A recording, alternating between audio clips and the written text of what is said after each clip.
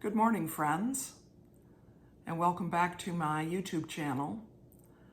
I'm Emily Williams from Chapel Hill, North Carolina, and this is Flosstube and Variety Show number 5. I'm really happy to have you join me. Some of you are returning viewers, which is fantastic. I hope clearly you had fun or found it interesting a previous time, and you're back, which is very flattering. And for any of you who are new viewers, I welcome you, and I hope that you'll find something of interest here. Maybe funny or maybe not, I don't know. Sometimes I'm funny.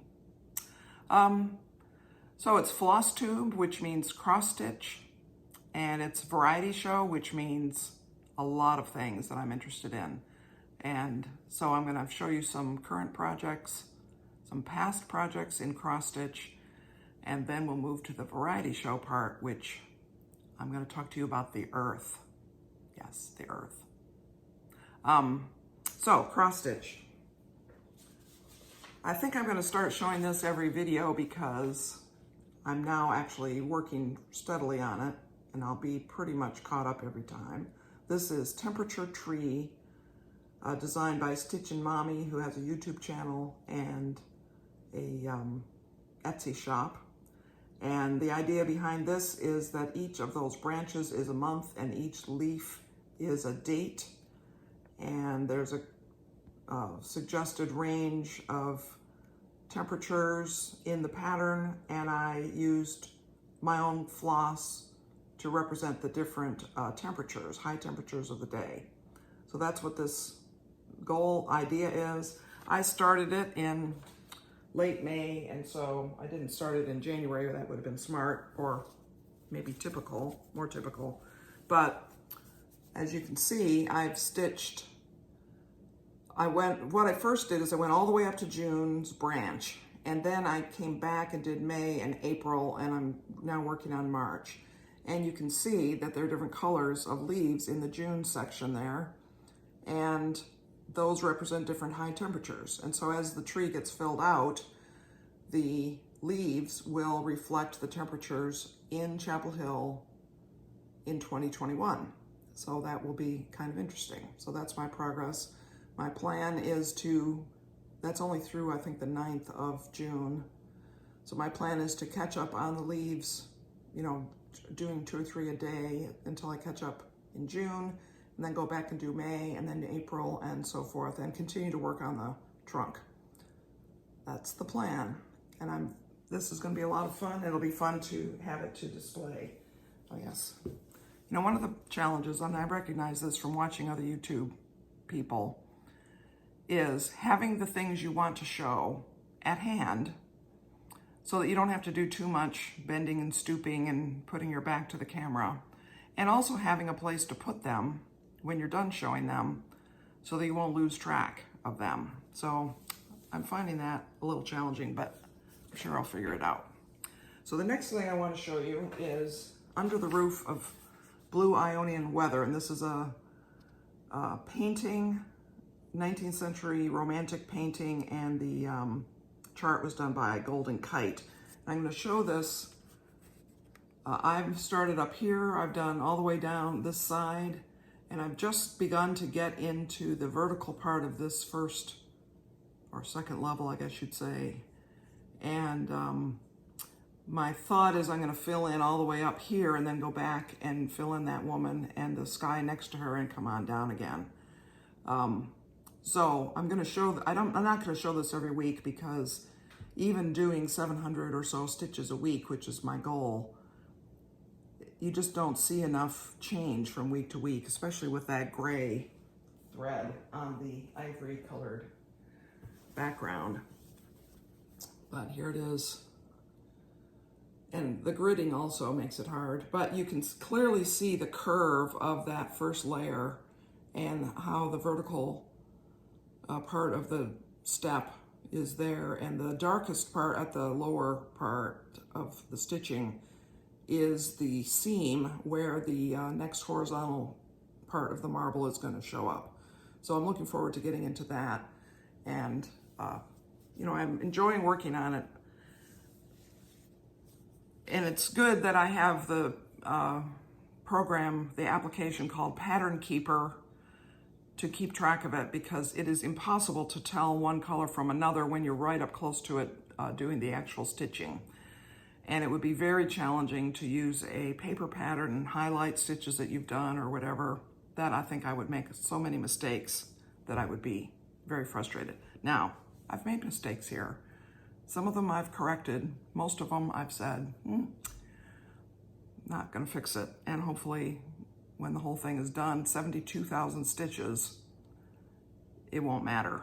I passed 10,000 stitches a couple days ago, 13% of the pattern. That's another beautiful thing about Pattern Keepers. It keeps track of your stitches, which I'm very oriented toward that kind of thing, so that pleases me.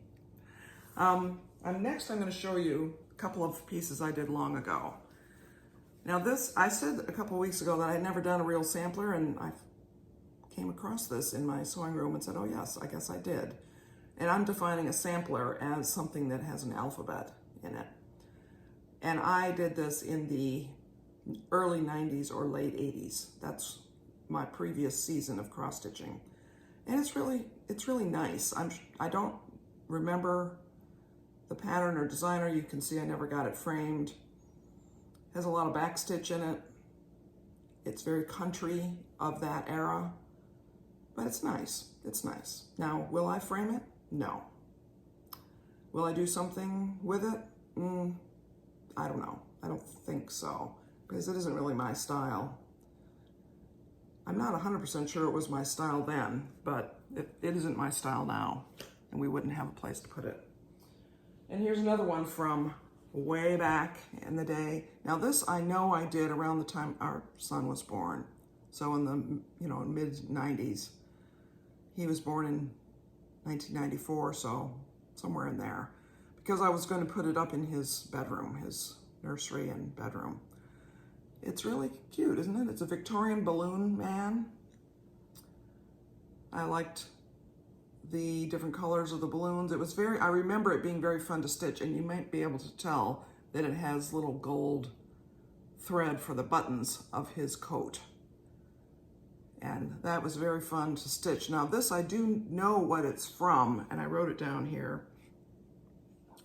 It's from a collection of designs called Victorian Amusements by Susan Stafford Helming.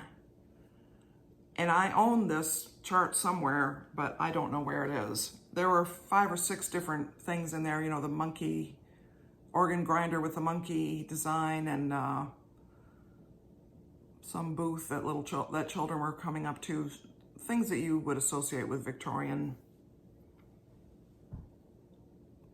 ideas that you have in your mind, Charles Dickens and so forth. So it was fun to do, and I never got it framed. Now this I would possibly consider framing for a grandchild's room or something, but that is not in the works at this moment, and so I don't have a plan for that.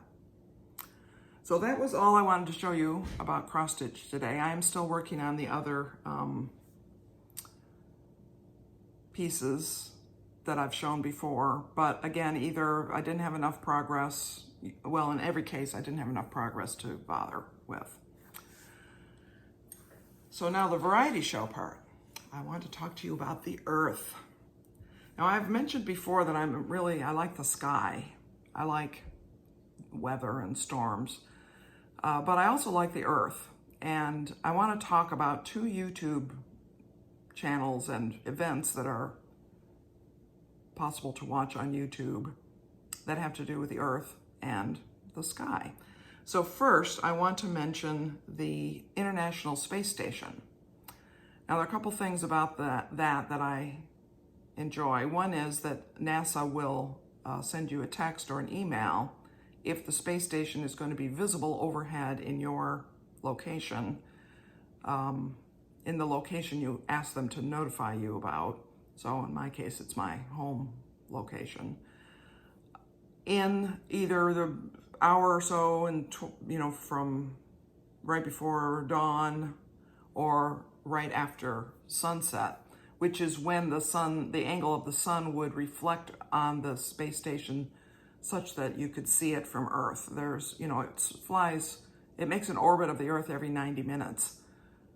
And of course it goes over all the parts of the Earth. Well, not over the poles, I've noticed, but over pretty far north to pretty far south in the Earth. But you can't really see it from Earth unless there's a certain angularity of the sun's rays that reflect off of it. But when you can see it, it is the third brightest object in the night sky after the moon and the planet Venus. So it's very bright and it moves. It travels right across there. Fascinating to watch it. I try to get out and watch it if the weather's good anytime that I get the notification. So that's one thing about the space station. The other is that there is a camera, a live feed on YouTube and on NASA from cameras mounted on the space station pointed toward Earth.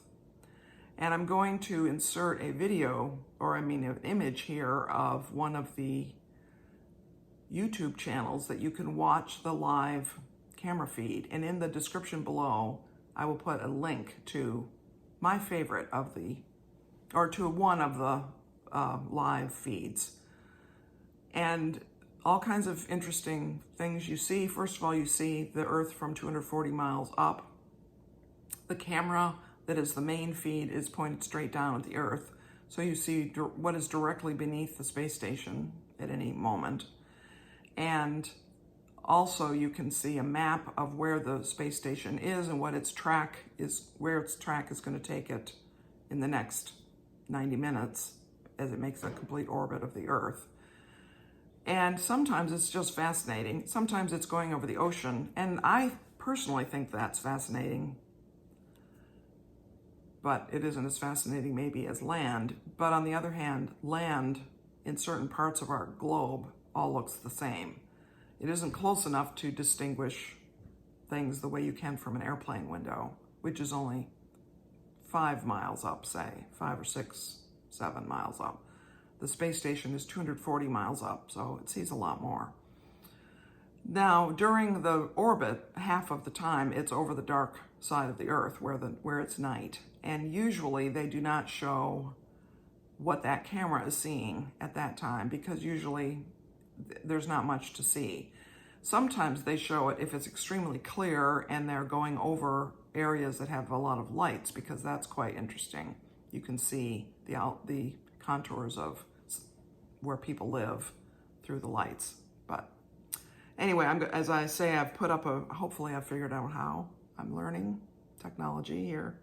How to put an image up of one of the websites I look at, one of the YouTubes I look at about the International Space Station, and the link is below. The other thing I want to talk about is Iceland and the volcano that is currently erupting there. Now this volcano started erupting in late March, I think. There were a lot of earthquakes and tremors in that part of Iceland that were recorded by the seismographs. I mean, in the 20,000 range per day or per week or something, that let scientists know that magma was on the move, that there was going to probably be a volcanic eruption, and they figured out where it was possibly going to be, and they were pretty close in their predictions of where it might erupt. And it did, and this volcano has been erupting continuously since then. It's taken on many forms. It's the cracks in the fissures and so forth in the Earth's crust have opened in different places, but now it's settled into one particular place where a cone is being formed, and it's the type of lava which might be pahoehoe. Maybe I might have that word right. Perhaps I'll look it up and put the actual name of it across the screen here. Is that very smooth liquid lava that flows like water. It splashes, it flows, it makes smooth sheets of rock. That whole area, I happen to know firsthand, has had a lot of that type of eruption over the centuries and thousands of years, because my friend Kimberly and I went to Iceland in 2016, and we landed at the airport, which is in that region where that small volcano is erupting, and drove in that area. And I remember saying, I'm gonna put some pictures up from our trip. I remember saying as we drove along, as we had, landed and had gotten our car and were driving, I said, we have to pull off to walk on the surface of the planet, because it just looked like we were on a different planet. It did not look like any place in Earth that I had ever been. And it was just, that whole visit to Iceland was fantastic. I would definitely like to go again. We didn't see the whole island. We went on the giant road. I think it's called the Ring Road. Yes, maybe. Anyway, whatever the main road is that goes around, we went most of the way around, saw many different types of terrain, and it was gorgeous. And I'm going to put several pictures up. Waterfalls, lava fields, the old enough ones that are covered with moss, which is the area where this volcano is, and vast unpeopled landscapes. Iceland has 300 and something thousand people, 215,000 of whom live in the capital city of Reykjavik. And so the rest of the people are extremely spread out over the rest of the island. Fishing, sheep raising, Icelandic ponies, that's their main activities there. And there are very, very few trees. There are no guardrails on the roads. We had a blast visiting Iceland. So I have a number of pictures to put up. And in the description box below, I've put 2 links to the YouTube channels that I like to watch.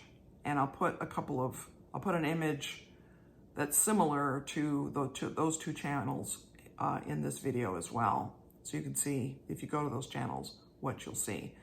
I recommend visiting those channels when it's nighttime in Iceland.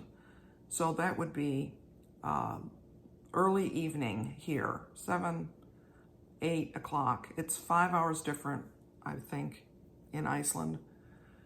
But the idea is that if it's darker, then the fissures in the lava field glow red. You can see the red glow.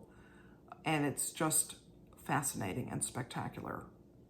I love watching when currently, as I'm writing this or recording this video, the lava bursts out of there, or flows out of there actually, about every 5 to 6 minutes.